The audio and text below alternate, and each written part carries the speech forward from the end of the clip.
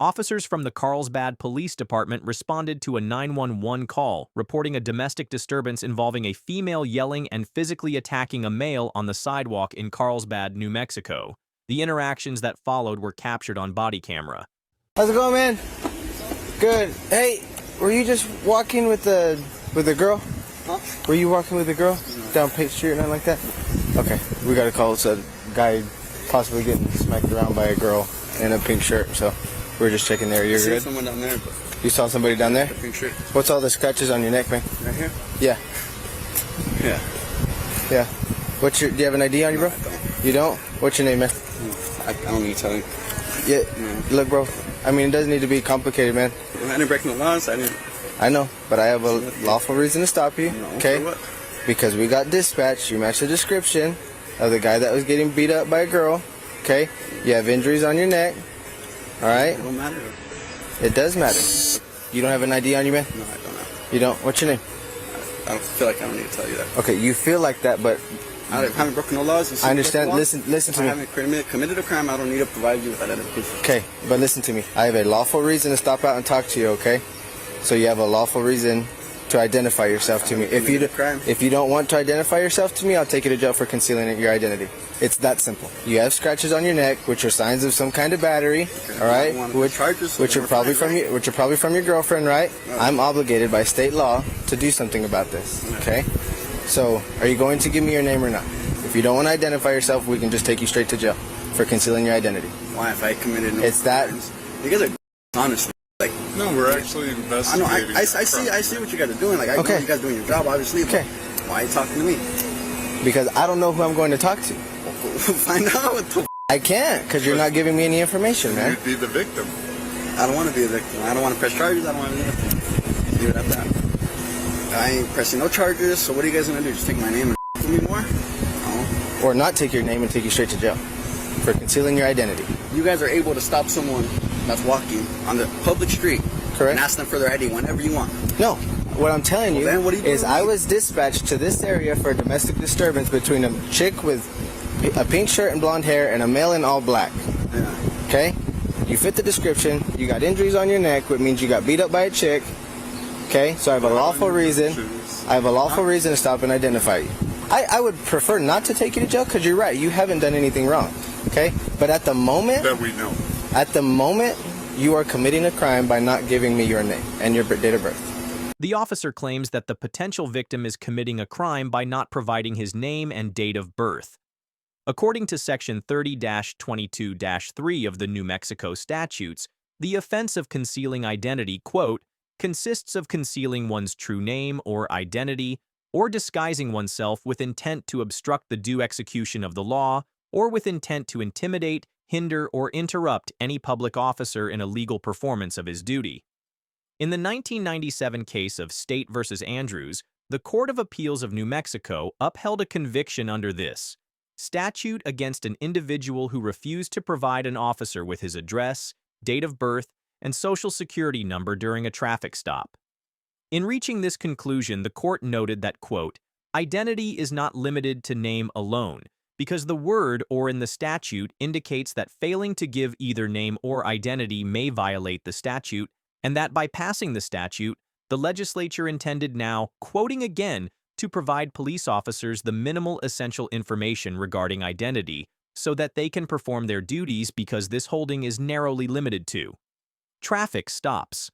It is unclear when date of birth would be required in other situations, but the Andrews case demonstrates that the concealing identity statute can criminalize the refusal to supply additional identifying information, such as date of birth.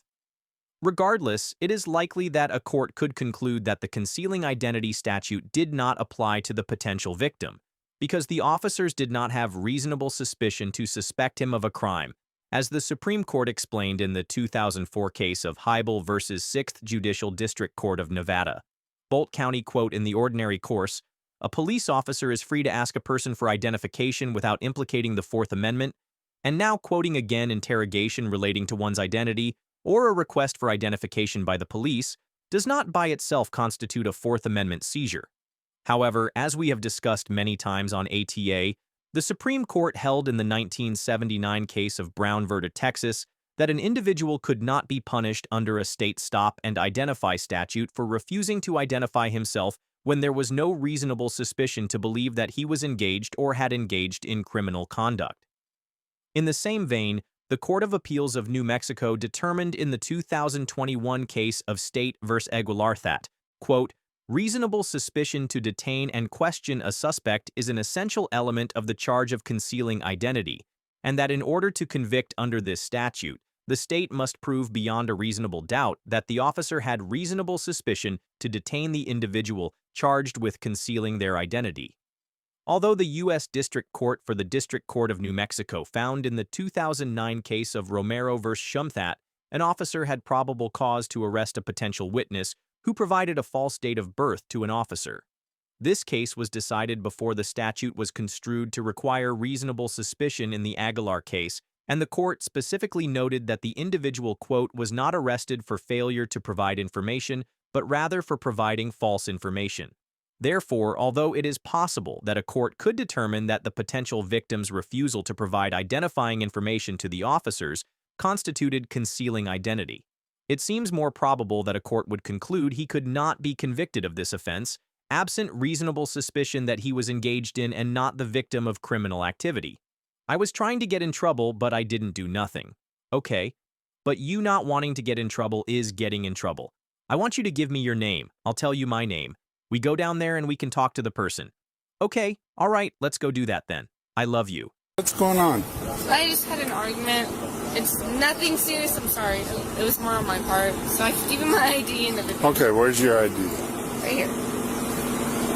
That was my old address. I lived with my parents then. I just graduated high school about 3 years ago, so that's where I'm at now. I'm leaving back to Albuquerque tomorrow, and I do have court cases. So what's your relationship with this guy? That's my boyfriend for about a year now. Okay. And so what's going on between you two? Just a verbal argument. It's more than a verbal argument because we had people calling in saying that a female was hanging on the shirt of a male. He didn't do anything like that to me. If anything, it was myself. And my nails. Look at my nails. Okay, Right what there. happened? I scratch myself. I do get pretty crazy myself. I put nothing on him. And I'm sitting here and telling you right now, like, I'm fine. He's fine. You have an address. You have my ID. I can give you my social security right now. I have no problem with that, sir.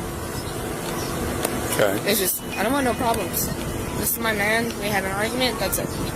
When someone batters another person in a domestic Did anyone violence... see that, or did they just hear us arguing? Because I yell. I ain't lying. It's not even him half the time. It's me. Okay. Else I will completely say that. I'll go to jail right now for that. Okay. That's me. Leave him the out of it. The officers approached the potential victim's girlfriend, 21-year-old Brooklyn Shea Rodriguez, to question her about the altercation, and despite her claims that the incident was not physical, they eventually place her under arrest. In New Mexico, domestic violence is criminalized in the Crimes Against Household Members Act, which makes it illegal to commit an assault or battery against a so-called household member under Section 30-3-11 of the New Mexico statutes. Cohabitation is not necessary to be deemed a household member for the purposes of the Crimes Against Household Members Act, and a household member can include an individual with whom the perpetrator has had a dating or intimate relationship with. Section 30-3-15 of the New Mexico statute states that the crime of battery against a household member consists of, now quoting, the unlawful intentional touching or application of force to the person of a household member when done in a rude, insolent, or angry manner. In this situation, the officers were informed that an individual had seen Miss Rodriguez hitting her boyfriend, and during their investigation they observed several pieces of evidence, such as the scratches on the potential victim's neck and Miss Rodriguez's fingernails that indicated that Miss Rodriguez may have been guilty of battery, so a court would likely determine that the officers had probable cause to arrest her for domestic violence. However, while some states have mandatory arrest laws that officers conduct warrantless arrests in some instances when they have probable cause to suspect domestic violence, It is important to note that New Mexico law permits but does not require officers to make warrantless arrests in domestic violence cases. According to Section 31-1-7 of the New Mexico statutes, quote, a peace officer may arrest a person and take that person into custody without a warrant when the officer is at the scene of a domestic disturbance and has probable cause to believe that the person has committed an assault or a battery upon a household member. Therefore, a court would likely determine that Ms. Rodriguez's arrest was lawful under these circumstances. You're a bull. Stop! Why? Go! Hey, you! I'm telling you, respectfully, do not touch her like that. Tries to kick me? Touch my girl like that, bro. She just broke my glasses. Bro, chill the out, for real. Am I getting arrested? No. Bro, chill the out.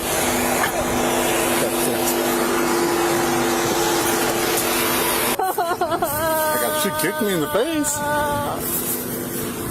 Hey, About yourself with your stop. battle when I hope she's going to buy me some new glasses.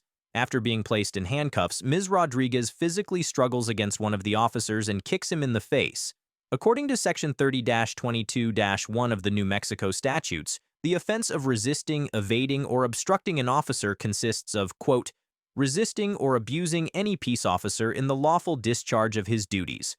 As the 10th Circuit Court of Appeals, which has jurisdiction over New Mexico, explained in the 2019 case of United States v. Romero, quote, the New Mexico Court of Appeals has so far interpreted the phrase resisting or abusing to prohibit three types of conduct: physical acts of resistance, the use of fighting words to attack an officer, and the refusal to obey lawful police commands.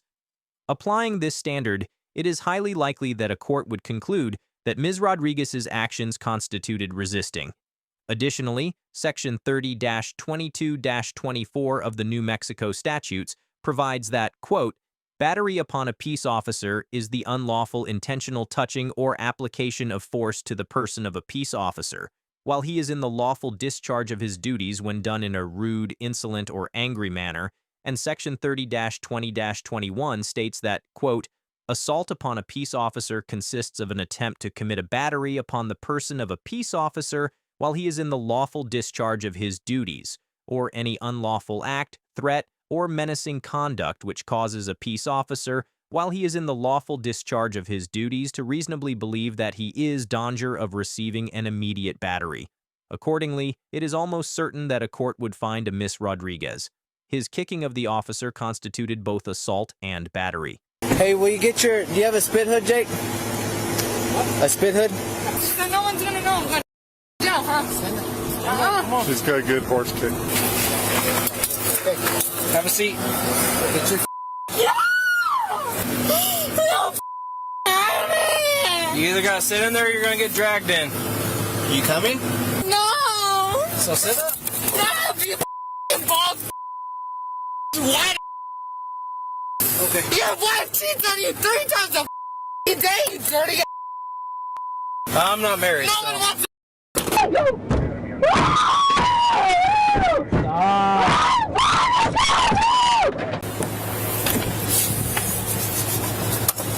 I'm trying to be difficult, officer. I'm sorry. What do you want me to say? How much you want me to pay you? How much? What's worth it for you? What? What do you want? Don't talk like that. You'll just get yourself in more. After she is treated at the hospital and placed back in the back seat of the police cruiser, Ms. Rodriguez asks one of the officers how much he wants her to pay him, presumably in exchange for releasing her under Section 30-24-1 of the New Mexico statutes. Bribery of public officer or public employee consists of any person offering to give directly or indirectly anything of value to any public officer or public employee with intent to induce or influence such public officer or public employee to delay in or omit to perform any public duty required of him by law. As the Court of Appeals of New Mexico explained in the 1986 case of State v. Tabaja, quote, a duty is that which is required by one station or occupation. The critical word is required. The court then identified examples of legislatively established duties, including Section 3-13-2 of the New Mexico statutes, which requires that, now quoting the police officer of a municipality, shall apprehend all disorderly persons and apprehend any person in the act of violating the laws of the state or the ordinances of the municipality, and bring him before competent authority for examination and trial. In this scenario, Ms. Rodriguez's statement seemed to be an offer to give the officer money that was intended to induce or influence him to not complete the arrest. As a municipal police officer has a legal duty to apprehend disorderly persons and individuals caught violating the laws of the state, it seems likely that a court would conclude that Ms. Rodriguez attempted to illegally bribe. The officer threw her offer to pay him in exchange for her freedom. Obviously, there's I don't know what trouble I'm in because I did nothing and I'm in the of a back cop car. What did I do wrong? As far as I know, you kicked one of the officers. And where's the video? It's on their body camera. Y'all gonna take his side? A man's side? Hey, stop. Hey,